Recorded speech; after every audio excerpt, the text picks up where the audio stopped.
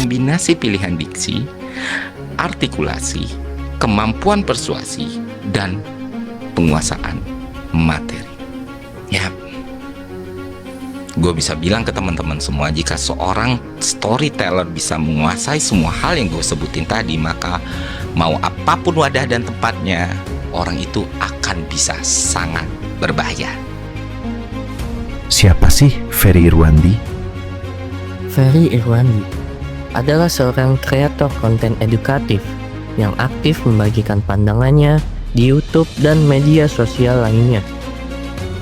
Meski bekerja sebagai pegawai negeri di Kementerian Keuangan, ia tetap meluangkan waktu untuk menjelaskan berbagai topik seperti keuangan, politik, hingga filosofi hidup. Ferry yang lahir di Jambi pada tahun 1991 dikenal dengan karakter penyampaian yang sederhana namun mendalam. Kejujurannya ini menjadi salah satu alasan mengapa ia banyak disukai. Ia sering membahas isu yang sedang hangat dengan bahasa yang mudah dipahami, tanpa membesar-besarkan ataupun mengada-ngada. Gaya bicaranya yang tenang dan apa adanya membuat penonton merasa sedang diajak memahami suatu topik secara perlahan, bukannya sedang diberi ceramah. Itulah yang akhirnya membangun kepercayaan publik terhadap setiap konten yang ia keluarkan.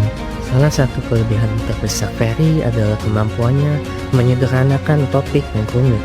Ia mampu menjelaskan isu ekonomi dan politik yang biasanya penuh istilah teknis menjadi sesuatu yang lebih mendarat bagi masyarakat umum. Setiap argumen yang ia bangun selalu disampaikan dengan terstruktur, dimulai dari konteks, dilanjutkan dengan fakta, lalu ditutup dengan opini yang rasional. Selain itu, ia juga dikenal tegas dalam bersikap, terutama terkait isu-isu sensitif seperti judi online.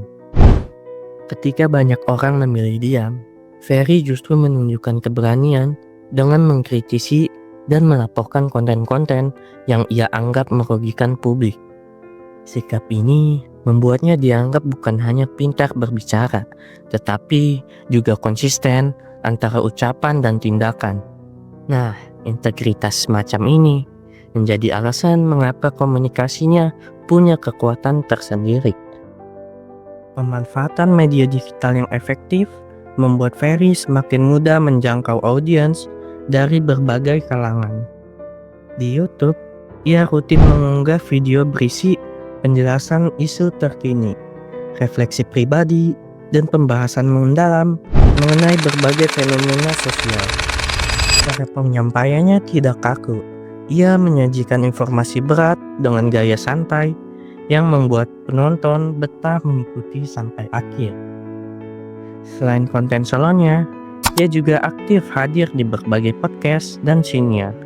Dalam format obrolan panjang seperti itu, tampak jelas bagaimana ia mampu menyesuaikan gaya komunikasinya tanpa kehilangan substansinya. Kehadirannya di berbagai platform membuktikan bahwa ia memahami cara kerja media digital dan memanfaatkannya untuk memberikan edukasi yang lebih luas. Ferry pernah menjadi bintang tamu di podcast Close the Door milik Deddy Corbuzier, sebuah platform yang dikenal menghadirkan berbagai figur publik berpengaruh. Undangan itu menunjukkan bahwa pandangan Ferry dianggap relevan dan penting untuk didengar oleh audiens yang lebih besar. Dalam episode tersebut, ia membahas berbagai isu dengan cara yang tetap konsisten, dengan gaya komunikasinya yang jujur, terukur, dan penuh data. Selain itu, ia juga sempat terlibat dalam proyek edukasi bersama Jerome Pauline yang membantu menyebarkan pesan-pesan positif ke audiens yang lebih muda. Kolaborasi seperti ini menegaskan bahwa pengaruh Ferry tidak hanya terbatas pada satu kelompok, tetapi menjangkau beragam komunitas. Banyak penonton mengaku mengenal isu sosial secara lebih mendalam berkat penamparannya yang sederhana dan langsung ke inti masalah. Ferry Irwandi adalah penganut stoikisme sejak 2017. Filosofi ini mempengaruhi gaya komunikasinya yang fokus pada kebijaksanaan dan pengendalian diri. Beliau menekankan pentingnya integritas dan tanggung jawab dalam komunikasi. Ferry Irwandi telah membawa perubahan dalam cara masyarakat memahami isu digital dan keuangan.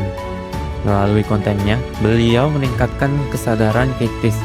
Contohnya seperti audiens yang menjadi lebih kritis terhadap informasi di media digital. Selanjutnya, mendorong literasi keuangan.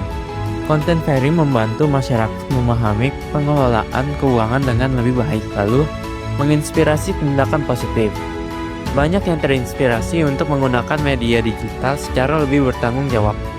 Membangun komunitas, contohnya seperti Ferry yang berhasil membangun komunitas yang aktif dan berdiskusi tentang isu sosial dan ekonomi. Ferry Irwandi adalah contoh bagaimana kelebihan dalam komunikasi dapat membawa dampak yang sangat luas.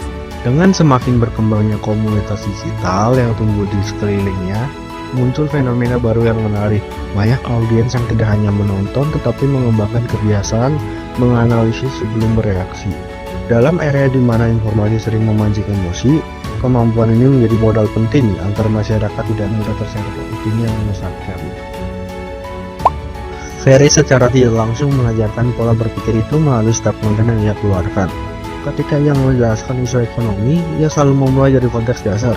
Siapa aktornya, apa latar belakangnya, apa dampaknya terhadap masyarakat. Ketika membahas isu digital, ia tidak pernah langsung menyalahkan, tetapi memaparkan bagaimana sistem bekerja sehingga penonton dapat menilai dengan perspektif yang lebih objektif. Metode seperti inilah yang akhirnya membentuk karakter penonton kritis tetapi tetap tenang, berani tetapi tetap adil. Di luar itu, ada satu nilai lagi yang diam-diam terbentuk pada audiensnya, kedewasaan digital. Ini adalah kemampuan untuk memahami bahwa dunia digital tidak hanya tentang suara yang paling keras atau viral paling cepat, tetapi tentang bagaimana sebuah informasi itu bisa dipahami, diolah, dan digunakan untuk menciptakan keputusan yang lebih baik dalam kehidupan dunia nyata. Perubahan ini juga berdampak pada dunia kerja. Beberapa profesional menceritakan bahwa gaya komunikasi di tim mereka berubah setelah rutin mengikuti penjelasan Ferry. Mereka mulai terbiasa menyampaikan ide dengan struktur yang lebih rumit, menyajikan data sebelum opini, serta menjaga intonasi tetap tenang saat menghadapi perdebatan. Perubahan kecil ini terasa sepele, namun ketika diterapkan di banyak tempat, perlahan membentuk lingkungan kerja yang lebih sehat dan kolaboratif. Tidak hanya itu, konten Ferry tentang literasi keuangan juga membawa dampak yang lebih praktis. Banyak penonton yang mulai mencatat pengeluaran, menunda pembelian impulsif, bahkan memulai kebiasaan menabung secara konsisten. Ada yang mengaku baru memahami perbedaan antara kebutuhan dan keinginan setelah mendengarkan penjelasannya.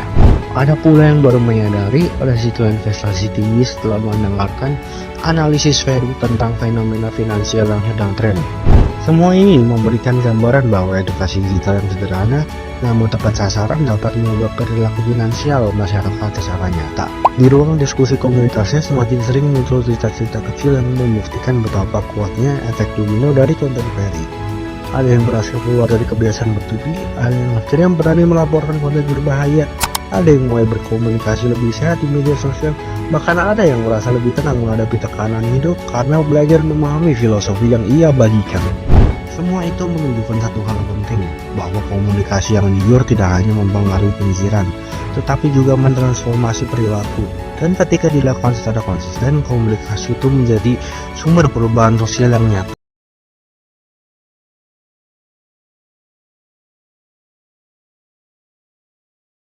Dan buat semua influencer yang sudah mempromosikan judi-judi online ini, gue cuma mau bilang ke kalian, kalau kalian lihat berita ada orang yang bunuh diri karena judi online, atau ada orang yang mati karena judi online, atau ada orang yang membunuh karena judi online, maka tangan kalian berdarah atas orang-orang itu.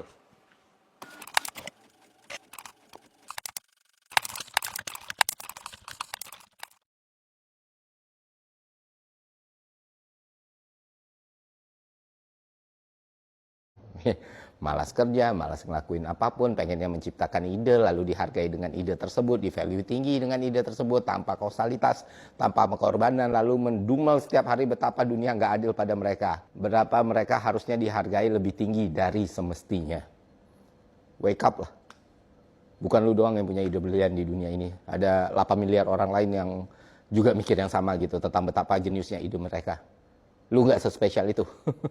Karena pada esensinya kesempatan itu nggak selalu datang pada mereka yang memikirkan, tapi kepada mereka yang membuktikan, kepada mereka yang mewujudkan, dan mereka yang melakukan. Terima kasih telah menonton.